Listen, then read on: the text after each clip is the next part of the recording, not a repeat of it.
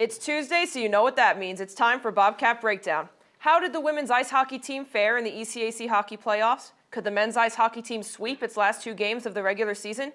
And what does the future hold for the basketball teams? Find out all this and more in the next 30 minutes. Let's roll.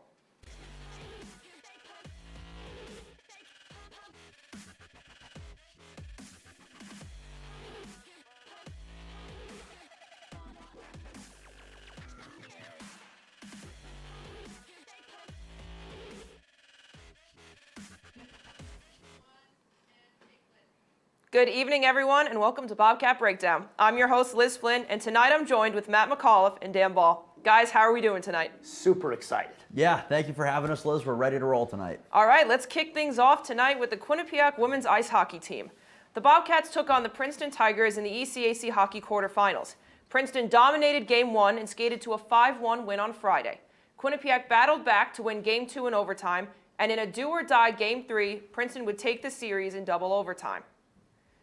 Matt, what do you think was the X factor for Princeton that put them over the top and got them through this series? Yeah, Liz, I think for me, the X factor was Princeton's stamina and just their experience overall with the playoffs. I think that was, for me, the biggest thing, because you look at this double overtime game, Dan, for example, they were outskating Quinnipiac because they had the energy, they had the oxygen, and it seemed like they had the fresh legs, where Quinnipiac looked like they were kind of skating slower and lunging and kind of poke checking more than they should have. And I think that cost them. And again, that top line with Fillier, Bullock, and Connors, that's 150 points for that top line alone. Did you hear what I just said? It's 150 points for the top line alone. That is unheard of. And I think that is just the top-heavy lines for Princeton, the fresh legs in double overtime. For me, that was the X factor that Quinnipiac just couldn't keep up with. You know, Matt, you took the words right out of my mouth on that one. This series was extremely even, and I'll tell you what, if you take away those first 10 minutes for the Bobcats in the first period of Game 1, that's anybody's series. That really is anybody's series. But I think for me, like you said, that top line was really the difference. Carly Bullock, Sarah Fillier, Maggie Connors. Those are the second, third, and fifth leading scorers in the ECAC. I mean, if you're a team that has 3 of the top 5 scorers in a league, you're going to do well. You're going to win games. Especially when the next closest player on your team is 23rd. So I think that the top-end talent went against the Bobcats, who are a very deep team. They had 3 lines that could put the puck in the net at any moment, but that top line at the end of the day was the difference. And Sarah Fillier, 2 goals and 1 assist in that Game 3. She specifically was really the one that made the difference for me. But I do have to give some credit to Quinnipiac by isolating that top line. They recognized that that top line was heavy. They did their research. They watched their film. So I think they did a good job with being alert of when that top line was on the ice, because, yes, they scored, but I thought they were going to score more. Does that make sense? Yeah. And I think Quinnipiac did a good job watching film, because getting that Game 2 win was a massive coming into Game 3, because even when they were down 2-0, they kind of looked at themselves and said, we're still in it. And I think because they won Game 2, that gave them a boost for Game 3. Yeah, and I think the talent was very even to the point where it was just a few unlucky bounces going the other way. I mean, you look at Kate Riley, who played a heck of a game. We're going to talk about her more, but just an unlucky bounce to get past her when she pinched off the blue line. It's a 3-on-1 back the other way, and it's just little bounces like that top line was able to capitalize on. Very even series. It was so much fun to watch, and I can't wait for next year. Yeah. Okay, guys, to lighten the mood a bit, let's hand out some awards. Dan, give me your MVP of the season. Well, this is a hot button topic for everybody in student media. We've been discussing it a lot, but I think for me it's the senior goaltender, Abby Ives. And the reason for that is for the last 3 seasons, she's been the backbone. She has been the player that has stepped up. She's been in the cage every single game, 4th in the nation in minutes played this year. So every single game, pretty much, aside for a few where we saw Logan Andrews, she was in the net. Her stats were near the top of ECAC goals against average and save percentage. But the real thing for me were the saves where she stepped up and kept her team in the game. And you look at that game number 3 against Princeton, she made a save on the penalty kill in overtime where she kicked the puck out somehow. I mean, it hurt me watching her do that. But I think at the end of the day, you had a lot of talented players on this team, but the one player that you knew more than anybody else that you could rely on was Abby Ives. I'm going to disagree. I think the MVP of this team is Lexia Gia. I think Lexia Gia deserves all the credit. She had 29 points this year. Her speed was undeniable. Her face-off efficiency undeniable. And the way that she kind of challenged her line is undeniable too. When she's on the ice, she kind of pushes the girls to the left and right of her to be better. And that, to me, is a most valuable player. That's what MVP stands for, Dan. It doesn't stand for most clutch, doesn't stand for most reliable. It is the most valuable player. And 29 points and a girl who challenges your left and right wings is most valuable. She's a fantastic player, and I think she's going to be an absolute beast here the next 2 years. But the one thing for me that I look at the end of this playoff series, where was she? I need my MVP stepping up when it matters most, and I just don't think that she was there when the Bobcats needed them the most at the end. But that being said, she's far and away, she was the best offensive player this year, probably your best position player this year. I needed a little more when the lights shine brightest. That's fine. She's on the ice at 20-second intervals, and Abby Ives on the ice all 60 minutes. But it's fun. Yeah. All right, guys. Now, how about Rookie of the Year? Matt, what do you think? Rookie of the Year, to me, is obvious. It belongs to Kate Riley. The first-year defense woman was phenomenal. Kate Riley, 17 points, and she can skate with anyone in the conference. And she can also predict the next move of anyone in the conference.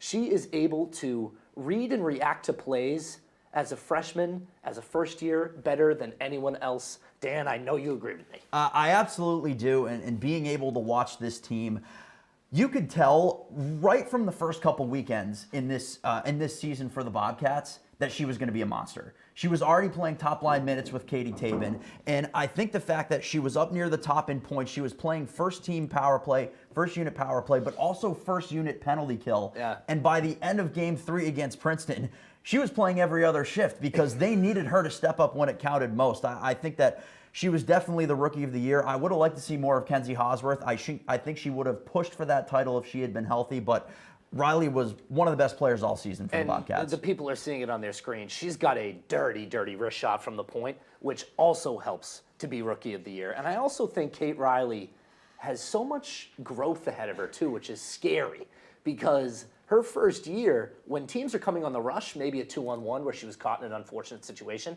stayed so calm, read the puck really well, and I also say when she defended those 2-on-1s, she was able to loop around the net for a breakout just as well. And she is an absolute rink rat.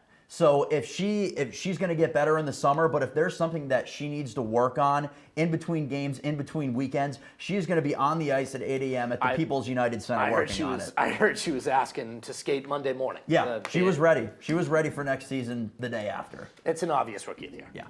Okay, guys. And lastly, who is the player that surprised you? Dan? For me, it's Grace Markey. And I think there's a couple reasons for this. The role that she played for the Bobcats this season was something that you weren't expecting coming into the year. She was a winger her first 2 years, 3 points each of her first year and sophomore year, and then she comes back this year and has 17. Right. She jumped to the center position from the wing, and her, Sadie Peart, and Sarah Avkotu-Godbout formed what is, in my mind, probably one of the most consistent lines, probably the most consistent line in the second half for the Bobcats. And I mean, hey, when you have a success rate of getting your goals on SportsCenter of around 50% by the end of the year, I mean, that is not a bad thing to add to your resume. So my best surprise and biggest surprise was Sadie Peart. I think Sadie Peart deserves this award because of her points. She had 24 points. And Dan, how do you win hockey games? You score goals. This girl knew how to score goals.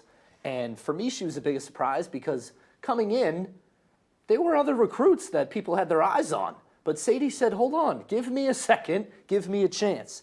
Ended up doing a really, really good job of having composure on the ice, having plays come to her. When you see first-year players, sometimes they try and force shots. They try and force goals. They try and force scoring chances.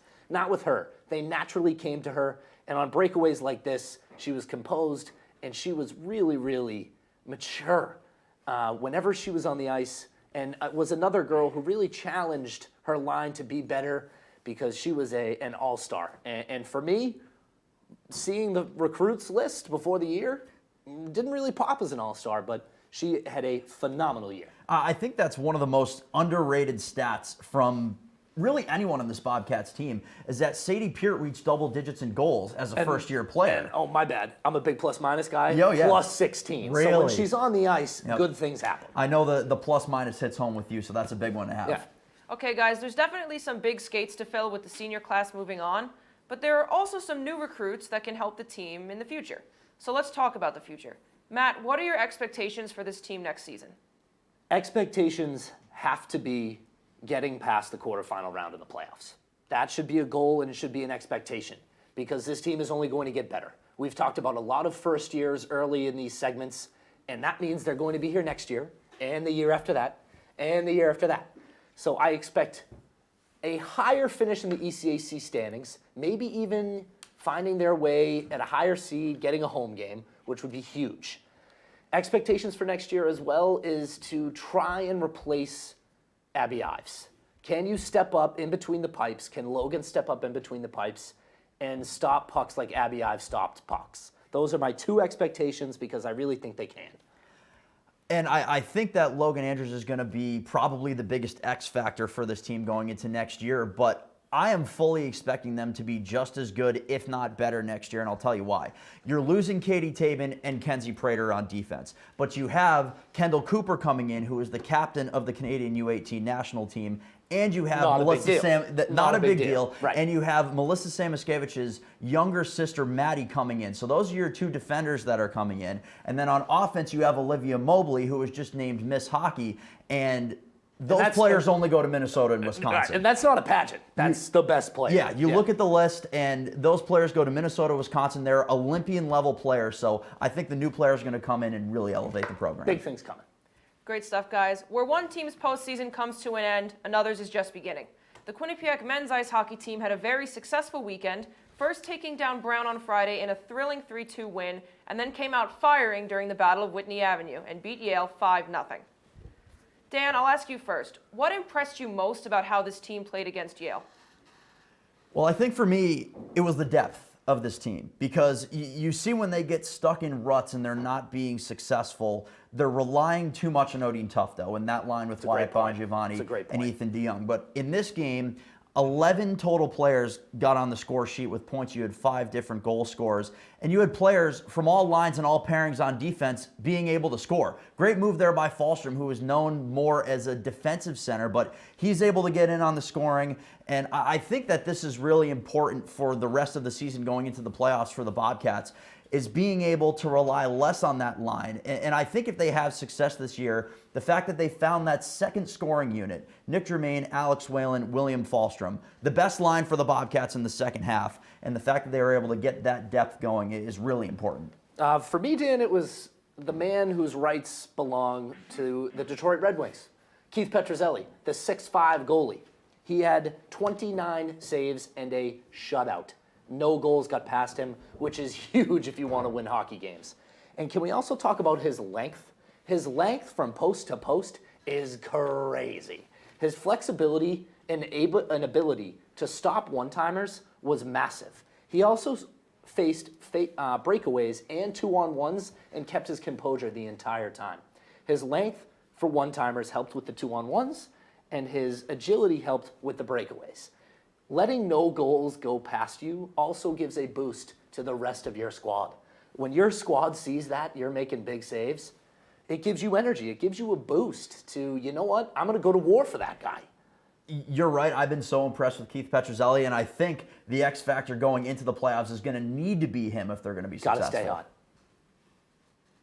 Okay, guys, the wins this weekend helped secure third place for the Bobcats, and they have a first-round bye for the ECAC hockey playoffs.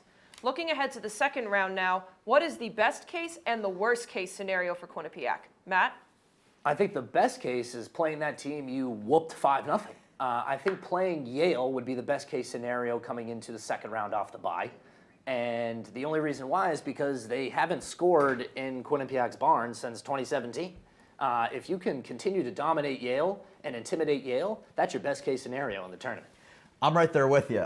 Crediting the Quinnipiac Spirit Group, the number is now up to 3,301 days since the last time that Yale scored in the Bobcats building. So I think that just the fact that you were able to steal a win on the road a couple weeks ago and then absolutely dominate in the Battle of Whitney Avenue at the People's United Center. They have all the momentum coming in. They've also showed that they can win away and home against a squad, which I think is massive for playoffs. Right, and the fact that you have 2, possibly 3 home games, so you don't even need to worry about going to the Whale, that is super important. But for Matt, for you, who's your worst case? Yeah, worst case scenario for me is actually the Brown Bears. Yeah, I think Brown is a team that always gives Quinnipiac trouble, a team that Quinnipiac usually plays down to sometimes, and that is worst case when you're in the playoffs. Brown, the 2 times they played Quinnipiac, tied 2-2, and then lost 2-1. So Quinnipiac beat them once, tied them once, but they're always close, and they shouldn't be. So I hope that doesn't get in the heads of the Bobcats, which is why I'm picking Brown for worst case scenario. I like the Brown pick, and looking at the scores and seeing they're so close is kind of alarming when you see that. Yeah. But just for a team that you'd think you'd beat relatively handily. But my pick is Harvard, and there's a couple reasons for that. First of all, your top-end talent that you have on Harvard, on the Crimson, is very impressive. Jack Drury has developed into one of the best players in college hockey. He's probably going to end up being a top 10 player in the Hobie Baker, but Ted Donato, he knows how to find a way to win. The Bobcats lost 7-2 up in Harvard earlier in the year. That was way earlier. They're a different team now, but I just don't love the Crimson coming into your barn. Yep. Great stuff, guys. We are going to take a short break, but when we come back, the boys talk some basketball, and we give you our final roars. Stay with us.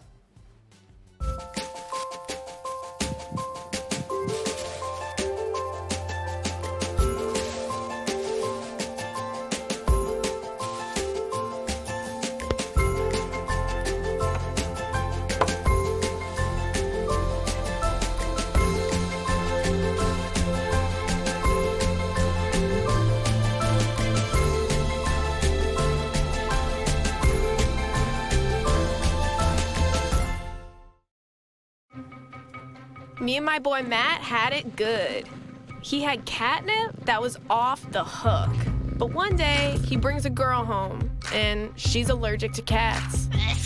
Every sneeze was a nail in my coffin. Now I'm in a shelter. It's decent, but they don't even have Wi-Fi.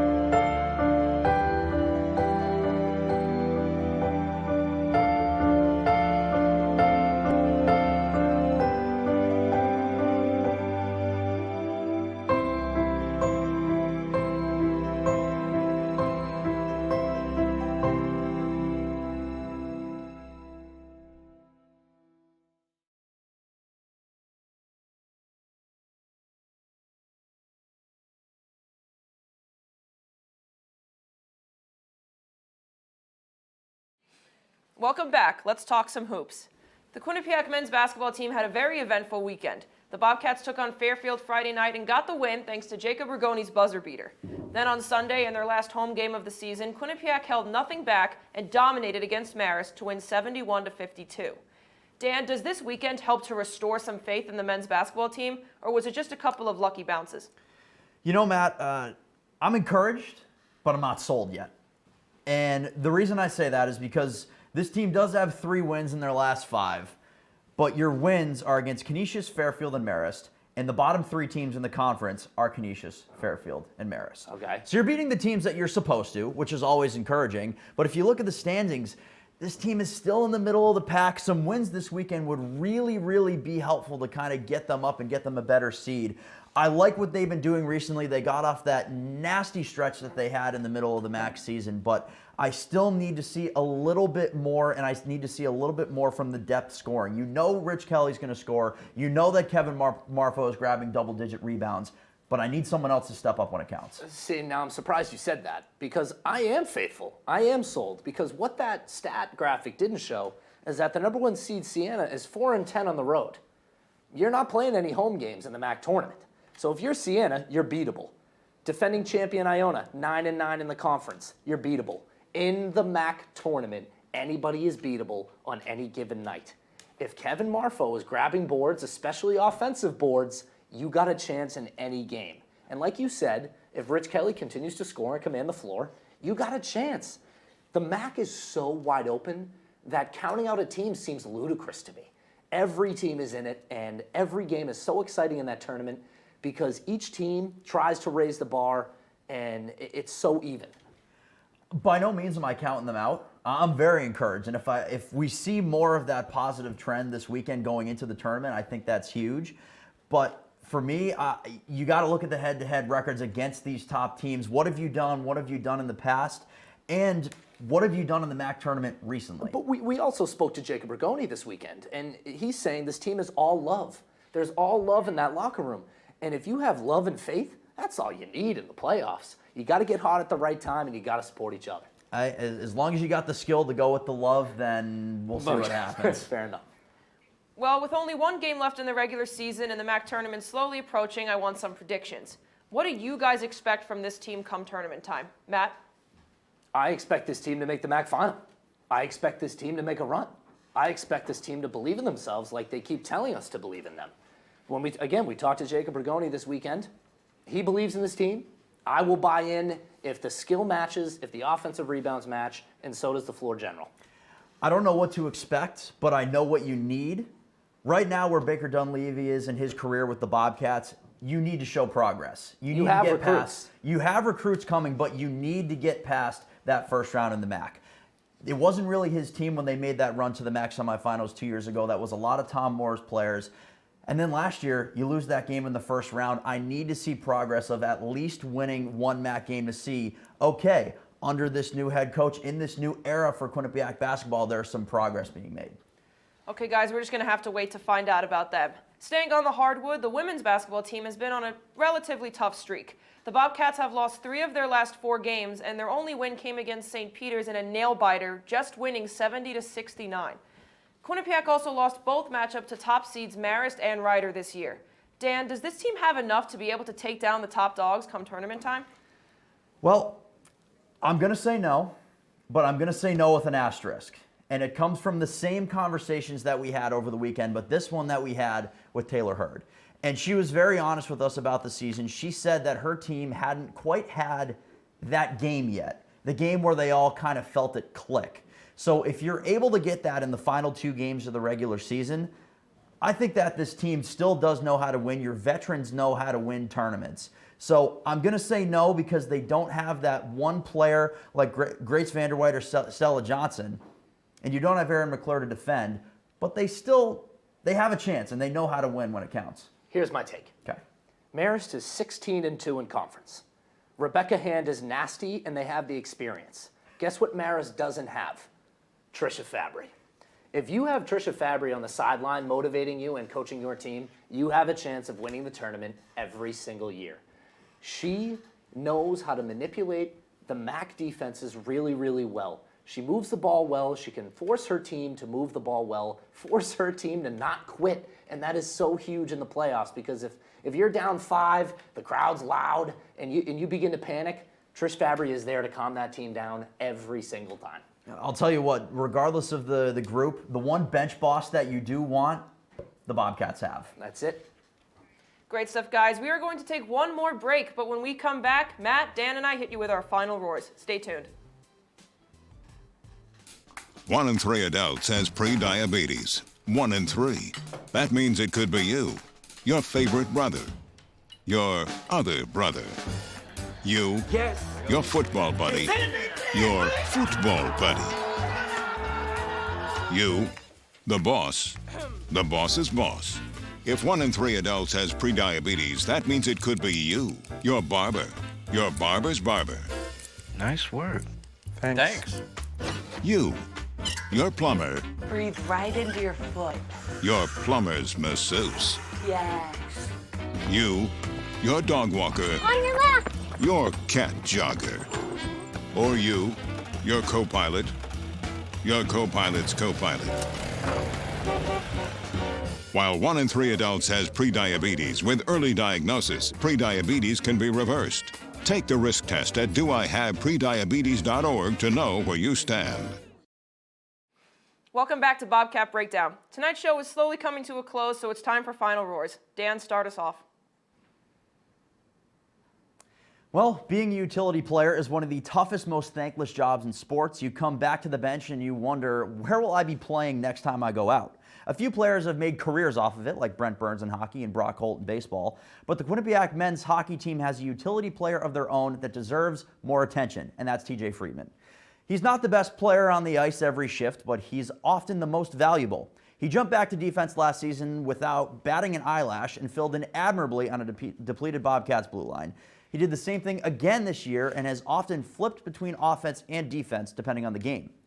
He's great in his defensive zone, both as a center and a defender, and often ends up being matched up against the team's best players. He wins face-offs, he scores in big games, like this year against Cornell and last season in the NCAA tournament against Arizona State, and he does it all with a smile on his face. So my final roar goes to TJ Friedman, the Swiss Army knife that deserves way more credit for the role he played this season. My final roar, as another season for the Quinnipiac women's ice hockey team comes to an end, my roar will deal with one of the members of the senior class. Not the one who wore her country's colors on her chest, not the one who was second on the team in points, but the one who dressed for 123 games during her 4 years and had only 2 points, but I refuse to let her impact go unnoticed. I'm talking about Allison Rothke. Allison is a girl who didn't light up the stat sheet, but her loyalty and impact on the team is as great as if she did. Allison was the spark plug for this team. She was a senior that, according to head coach Cass Turner, underclassmen looked up to every block shot, every goal, forecheck, and penalty because she was the loudest on the bench every time. Whether it was her stick or her skate banging against the boards, she was the loudest supporter. In the locker room during practice or games, she always brought the energy, and her team loved her right back. Don't believe me? Just watch how her team celebrated with her when she scored her first goal this season. She kept this year's team upbeat and alive. So Allison, here's to you. Your hard work over these 4 years is something you should be proud of. And know that love and support for your teammates didn't go unnoticed. Congratulations. When a team enters a season as defending champions, the pressure is high, especially when it's their first time with the title. Praise turns into skepticism as analysts shift from how incredible was their run to can they do it again?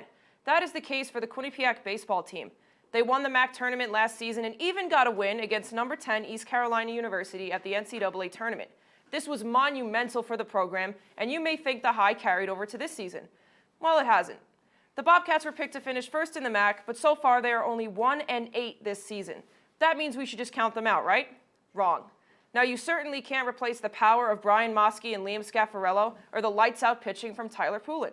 But do you really think a subpar out-of-conference record at the beginning of the season means there's no hope? Come on. This team is not going to give up that easily. Every season, teams go through adjustments, and the baseball team is just going through theirs. Returners like Ian Osberg and Evan Volgamore have already been making impacts in the batter's box.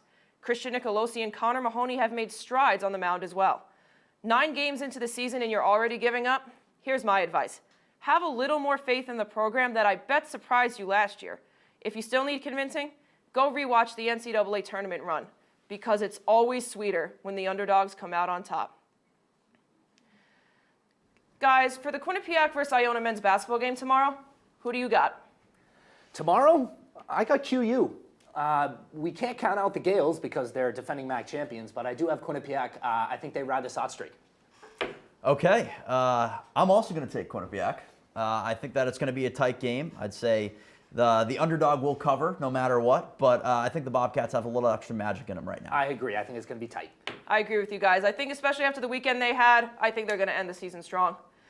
Well, that is all the time we have for tonight. To stay updated on all of our content, be sure to check out our website at q30tv.com and theqbsn.com, and follow us on Twitter at q30sports and at qbsn. For the producers, everyone behind the scenes, Matt and Dan, I'm Liz Flynn. Until next time, Bobcats.